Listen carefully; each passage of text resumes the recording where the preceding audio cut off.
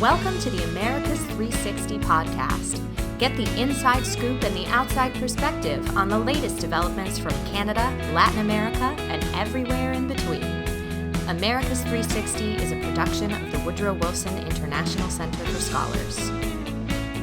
Hello and welcome back to another episode of America's 360. I'm your host, John Molesky. This program is brought to you by the world's #1 think tank for regional studies, the Woodrow Wilson International Center for Scholars. And America's 360 is a collaboration among the Center's Argentina Project, Brazil Institute, Canada Institute, Latin American Program, and Mexico Institute. Well, Russia's invasion of Ukraine has sent shockwaves around the world. It will take years to sort through the political, economic, and humanitarian ripple effects that are ongoing.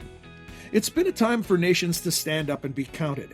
Many countries have made clear that they stand with Ukraine in a united front against Russian aggression, sending both aid and participating in sanctions.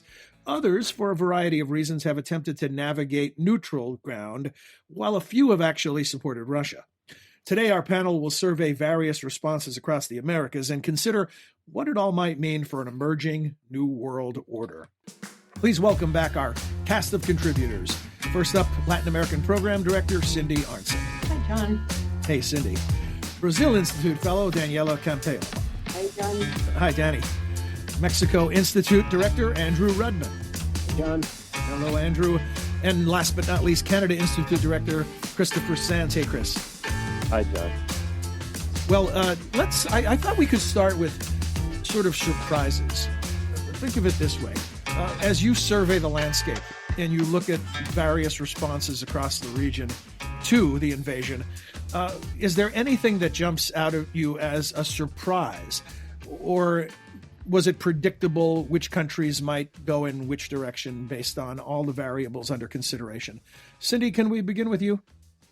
Sure. I think there has been an element of predictability in the response of countries such as Venezuela, Nicaragua, to a lesser extent Cuba, in support of the Russian invasion, or at least some more full-throated, the Venezuelan regime, the Nicaraguan regime, the Cuban regime, a little bit more circumspect in saying things like, you have to understand the broader context of what's going on. For me, and maybe Donnie can talk about this a little bit more, the biggest surprise is to see President Bolsonaro so openly embracing Putin against his foreign ministry, his own vice president, coming out openly critical of members of his government and his cabinet who have criticized the invasion and the related human rights atrocities. One of the things that's disappointing but not surprising is the number of Latin American countries who have simply abstained on resolutions in the United Nations to condemn the Russian action. And I'm thinking particularly of El Salvador, also Bolivia. Thanks, Cindy. Danny, Cindy teed that up for you. What is going on in Brazil? Why has Bolsonaro decided to chum up to Vladimir Putin?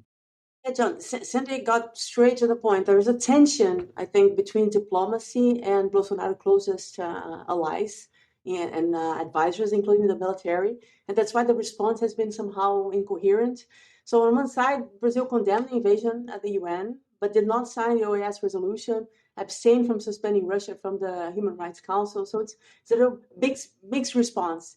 And if you remember, the Brazilian representative was one of the few, altogether with China, Syria, Venezuela, that remained in the room when Lavrov spoke in Geneva.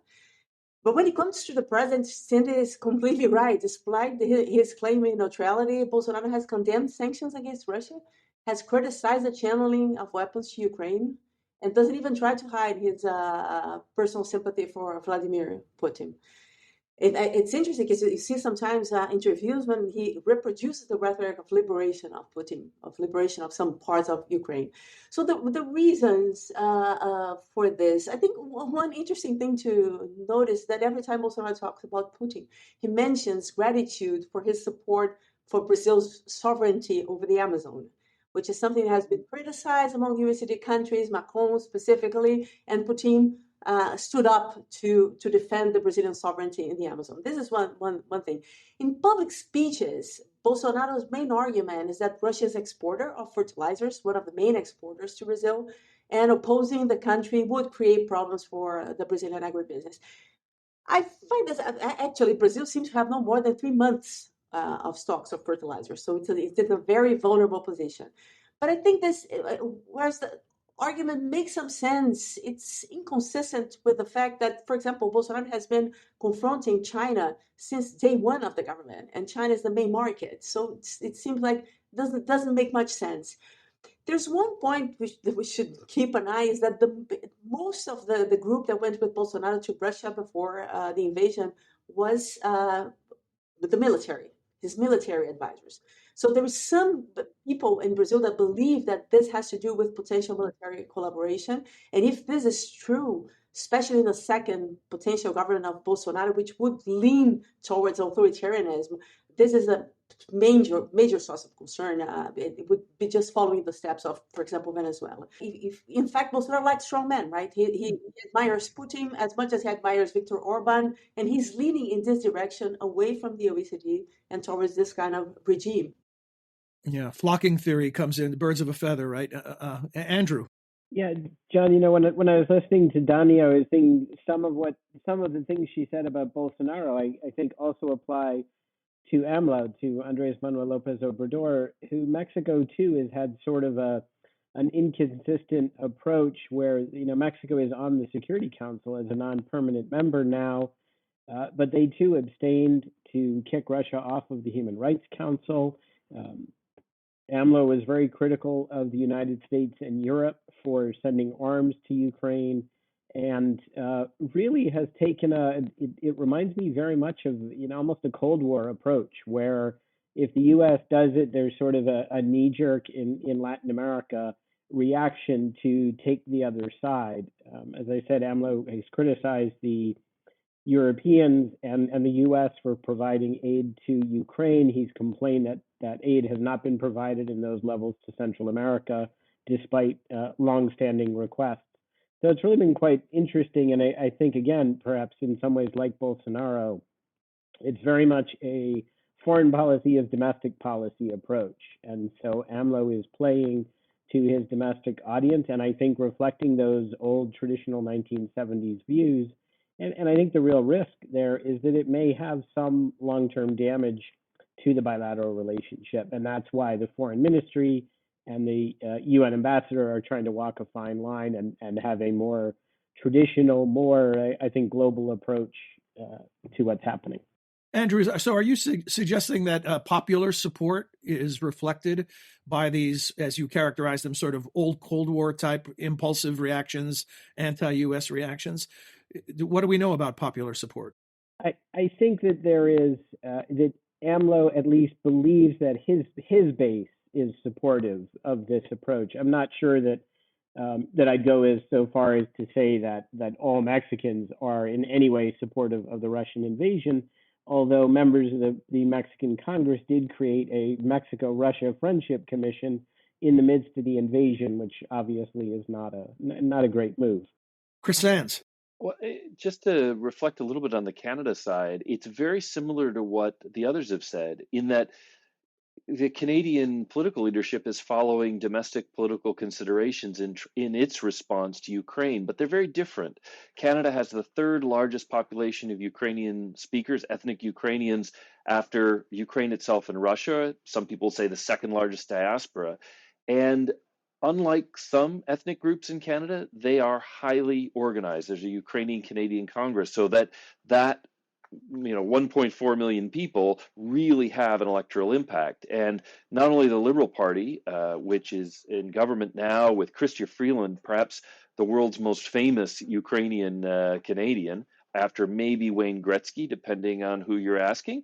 They're really in the lead right now and working very hard to keep that population supportive of the policy. But the Conservatives under Stephen Harper also had very good relations with Ukrainian Canadians. So there's a great unity in trying to support Ukraine now. 81% of Canadians favor more sanctions, but interestingly, 85% are worried about the impact on the Canadian economy. And if there's a downside to where Canada is now, it's these two things.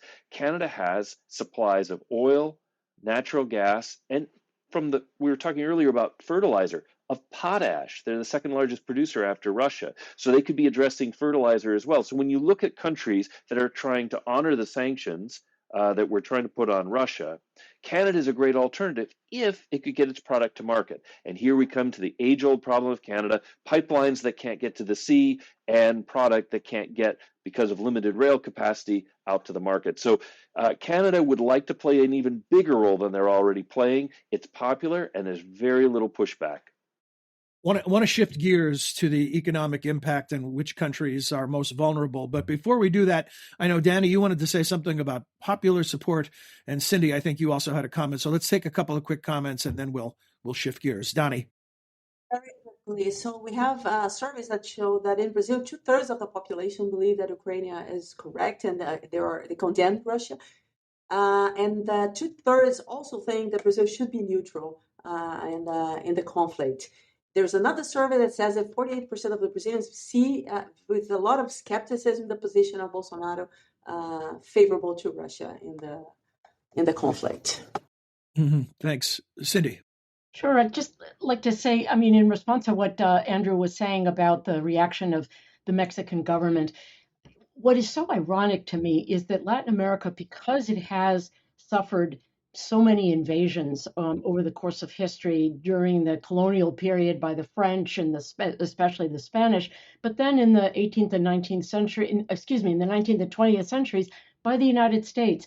And so to see governments find ways to turn themselves into pretzels, not to condemn the open military aggression of one country against another, is shocking and frankly very disappointing.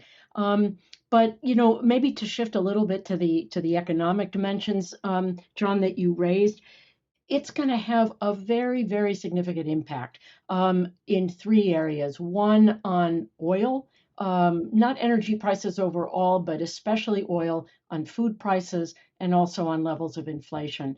And the oil energy nexus is kind of mixed because you have countries like Venezuela and also Colombia that have as their principal export oil. Ecuador and Guyana and Mexico are also major exporters of oil, so they're going to benefit from the rise in prices. But countries like Peru, Chile, who are also major commodity exporters, are major importers of oil, along with Central America and the Caribbean. And so it's going to have a differential impact. But I think all countries are going to be hit by the rise in food prices, which has already been pointed to by the World Food Program and the Food and Agriculture Organization as a potential crisis on top of COVID, from which the region is just barely recovering. Russia is the largest wheat exporter in the world.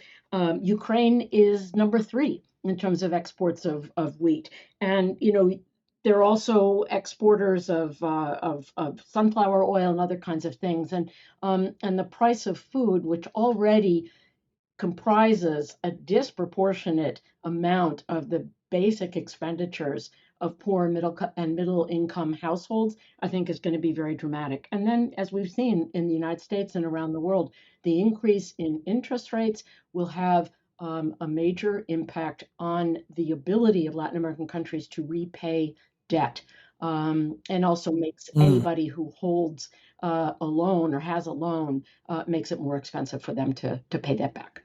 Yeah, we're just that tip of the iceberg with the kind of impacts that you're describing. Donnie. Two points regarding what Cindy said. The first one about the invasions and the history of invasions in Latin America. I think that the way that some people put this is exactly all these invasions always happen, and there was not such backlash as in the case of Russia. So it's the kind of comparing, excusing one bad thing on other bad things in the past. So that's sad, but that's true. But with respect to the winners and losers, I'm still very skeptical about whether there are going to be winners in this story, because we've seen in previous like money booms that you have the appreciation of the currency that prevents inflation. And right now, in the last boom we didn't have this. We didn't have appreciation of the currencies, and everybody's feeling the price of not only oil but food. So in that sense, I think I see more I'm more pessimistic than that. I think that we're going to be losers and strong losers. So let's put it this way. Chris, I wonder, if I'm channeling my inner Benjamin Gadan here, I'm hearing Benjamin's voice. If he were here, he would say, well, but on the other hand, there's always these possibilities of opportunities emerging longer term. And both Cindy and Donnie have at least spoken to that. But I'm wondering, Chris, are there things like energy independence, like green energy, that are near and dear to the Trudeau government's agenda? Are there opportunities here as well? Um, yes, for sure, and I'm skeptical. Well, no, I'm hesitant to go down this road only because not because I don't hear Benjamin Gadan's voice all the way. I always do, but also because I think that this is more, in some ways, of the domestic considerations that Cindy and Daniela and Andrew talked about. Like, people don't want to let a crisis go to waste, and here's a crisis, and so for some people they think, oh, this is great, let's go to non-fossil fuels because that was our agenda anyway, and Ukraine gives us a way to take that headline and advance that cause. In Canada, divisions are much sharper on the energy future of the country than they are on Ukraine. And they're actually much sharper on whether people like Justin Trudeau and his government, which is still in minority, or whether they would like to vote somebody else in. So strangely, I think actually Canada would struggle to build a majority for real change. What they have is a majority for supporting the Ukrainians, and so far that hasn't translated into a political momentum for either party, but may be different in other parts of the hemisphere. Andrew, I wonder, if you look at Europe, the thing that we've spent a lot of time talking about, either directly or indirectly over the course of the last several years, the sort of the rise of the populist strongman type leader. AMLO certainly is part of that group in some ways, not in all ways. But what we've seen in Europe is sort of those voices being muted a bit in response to what's happening between Russia and Ukraine.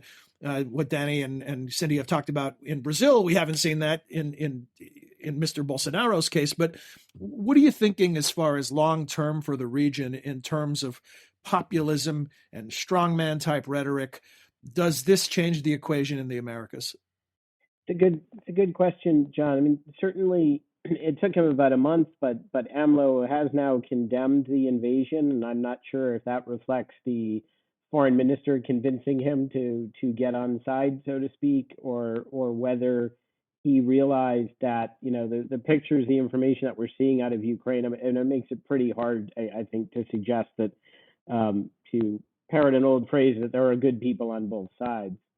But it's an interesting question. It does seem that a populist leader could either interpret what Putin did and the world reaction, that there are lines I can't cross, but there's a pretty long line, I think, between what you might do internally in crossing a border. I mean, I don't think any of my colleagues would envision, I certainly don't, any strongman in Latin America crossing a border, but internally it could well embolden them in some ways, that as long as you do it within your own country, the world won't get as upset.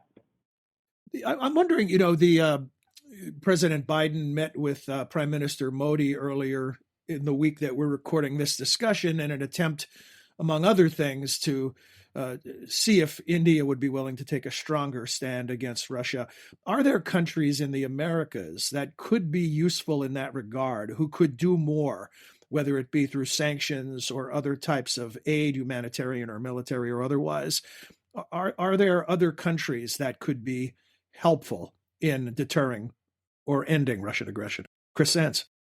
John, yeah, let me jump in here. Maybe not deterring Russia, but I think one of the knock-on effects that we have to get ready for is a wave of Ukrainian refugees. So far, it's been Poland and other frontline states that have taken the vast majority of them. And one part of the debate that Canada is beginning to consider is, with so many Ukrainian speakers, temporary transfers to Canada might be one of the safest places to bring all those refugees, so that a few countries don't have to bear that burden alone.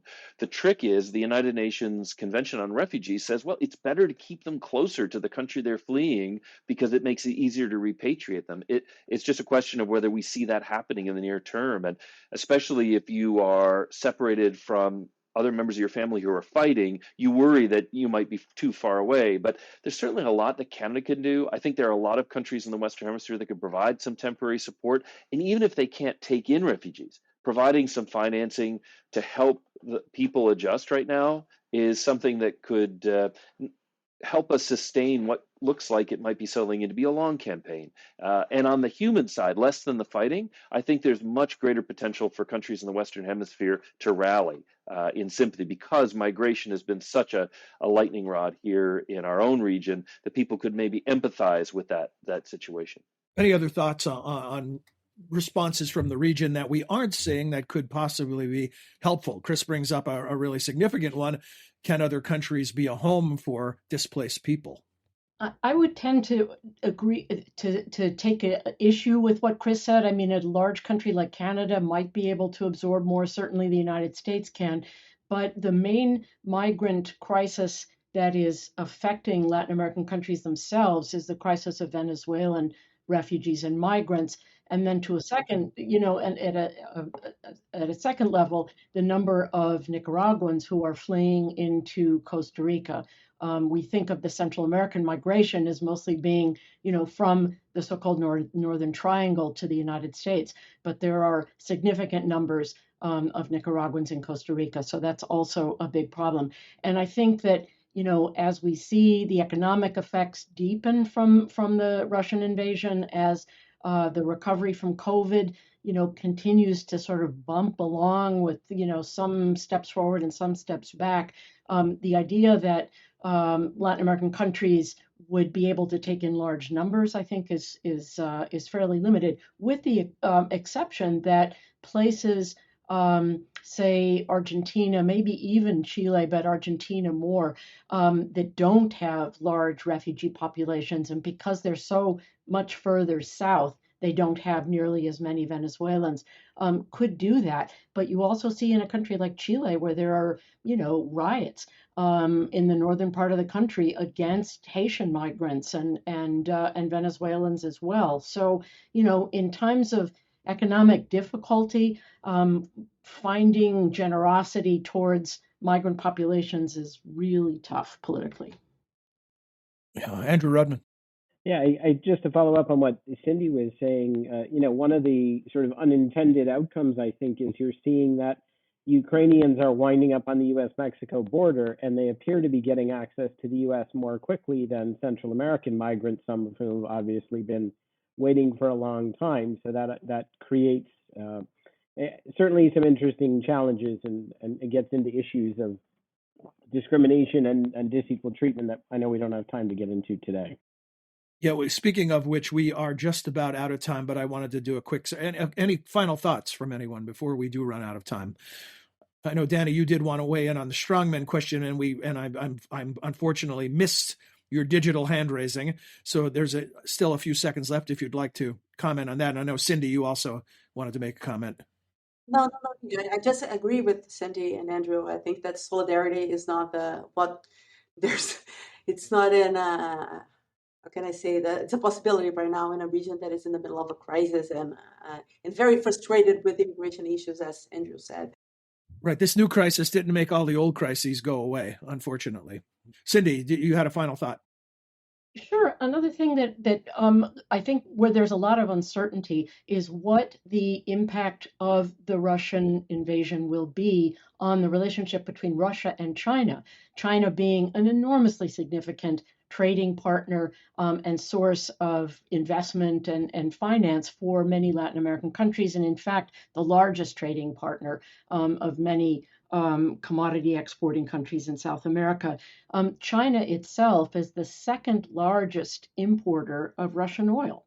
So how the sanctions are going to affect it, how the war is going to affect China's ability to import Russian oil. It also gets significant amounts of aluminum and other kinds of metals. So there's this kind of indirect impact of the Russian invasion as it affects Latin America's relationship with China, because China and Russia have such an important economic as well as political relationship.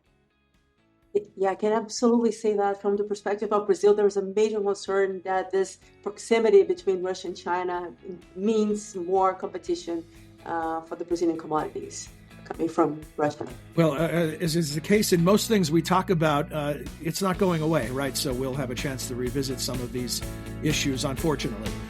Thank you, Cindy, Daniela, Chris, and Andrew. Appreciate your insights. This episode of America's 360 was produced by Oscar Cruz, Cecily Fasanella, and Zoe Reed, with the assistance of Christina Sada-Segovia, Anita Kirschenbaum, and Peyton Coots. As always, we are grateful to those of you behind the microphone for making all of us on the mic sound better. We hope you enjoyed today's discussion and that you'll choose to join us again soon for our next episode. Until then, for America's 360 and the Wilson Center, I'm John Molesky. Thanks for your time and interest.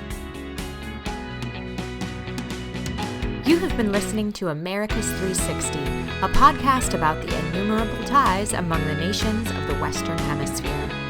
You can subscribe wherever you listen to your favorite podcasts. To learn more about our programs, please visit wilsoncenter.org. And please join us again next time for another episode of America's 360.